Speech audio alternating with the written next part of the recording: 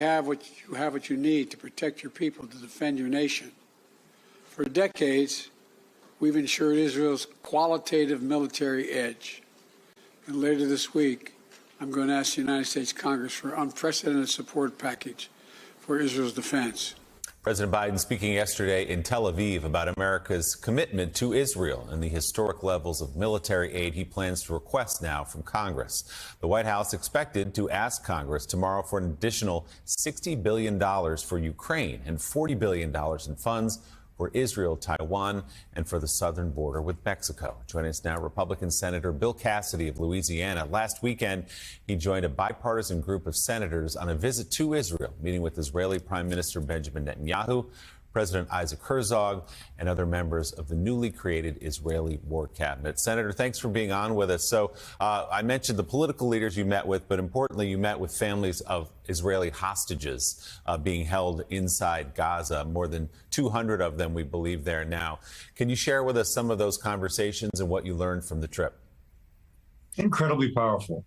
These were American Israelis whose family members were being held hostage. As you might guess, they're incredibly emotional and obviously one of the best for their family. They really are looking towards the United States. They're very disappointed with their political and military leadership for being caught so off guard. By the way, one of the political leaders said it is the responsibility of the state to keep Israelis safe, and they had failed. So there's a kind of acknowledgement of that. And they are looking to the United States, these family members of hostages. One said, "You're like our big brother. We need your protection right now." And there was nothing manipulative. They were just laying out their heart. Their family members are captive. One more thing, there were several so touching things, but one, she showed a video of the 12-year-old. The video had been taken by Hamas and posted online, just being led away. And he had this kind of smooth face of a 12-year-old, kind of, has never understood kind of how terrible things could happen. And the child was being led away. One more, I just can't help myself. She spoke about how her son, I believe it was, or her nephew, had his arm shot off. It had been witnessed. He was taken away by Hamas. She said, "It is unimaginable that the good news is that the boy has had his arm shot off and that he's being held captive in Gaza by Hamas. But the good news is that he is alive." It is something that most of us cannot imagine. No, I can't imagine any of this. The horrors that the Israeli people experienced and the stories that you witnessed had to be so heartbreaking.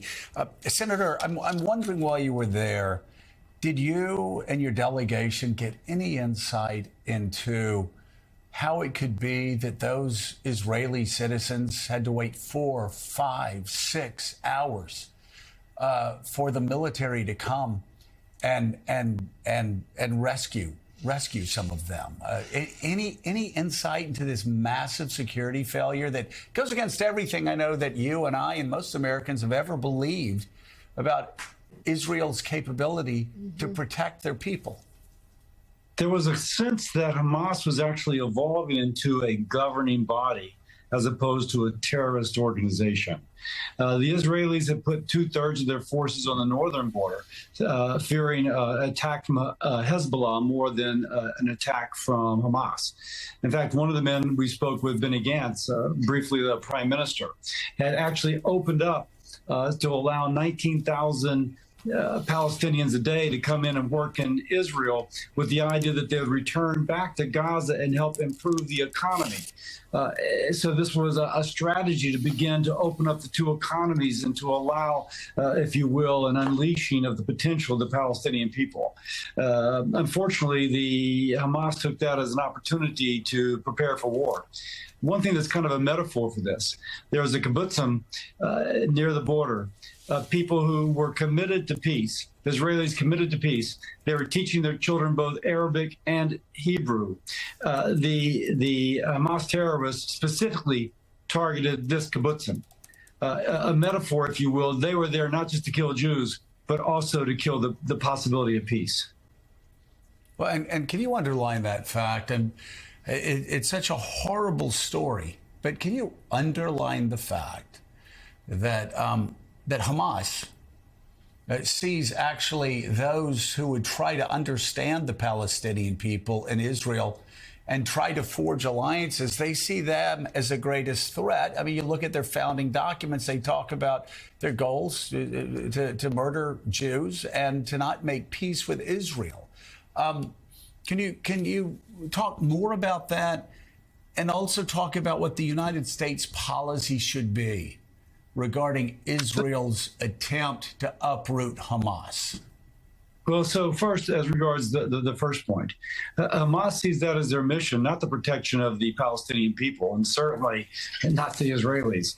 I say that because it was pointed out that the Israelis were dropping leaflets asking Palestinians to evacuate Gaza City because they knew they were going to destroy it or bomb it or whatever.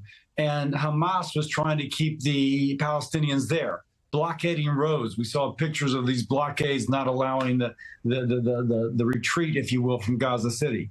As somebody pointed out, the Palestinians are trying to protect, the Israelis were trying to protect the Palestinians. The Hamas was trying to use the Palestinians to protect themselves. There's a difference between Hamas and the Palestinians. As regards U.S. policy, we need to be with Israel, number one. We need to support them. We need to give them that which they need. But one thing that the Israelis emphasize, they want humanitarian aid to go to the Palestinians. They are differentiating between Hamas and the Palestinians. There will be Palestinians, civilians that die. That is a tragedy.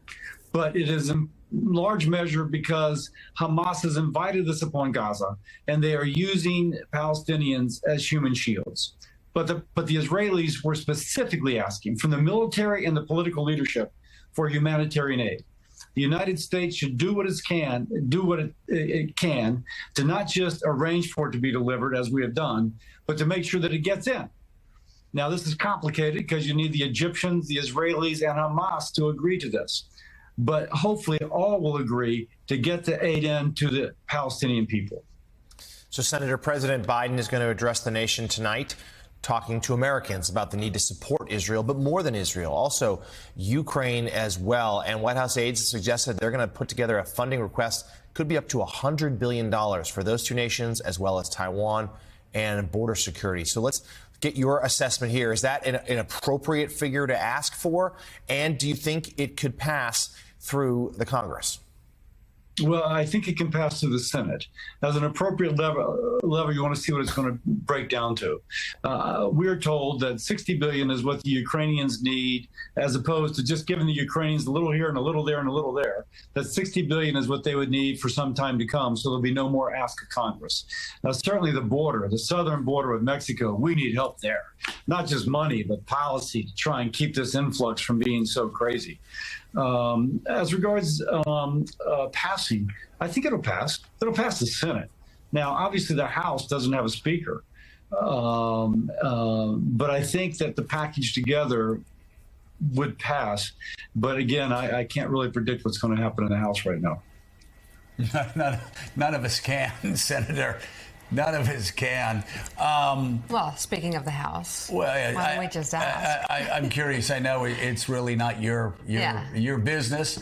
I am wondering, though, whether you would like to see somebody like Representative McHenry take over the speakership, at least temporarily, through the end of the year, so you all could get business done.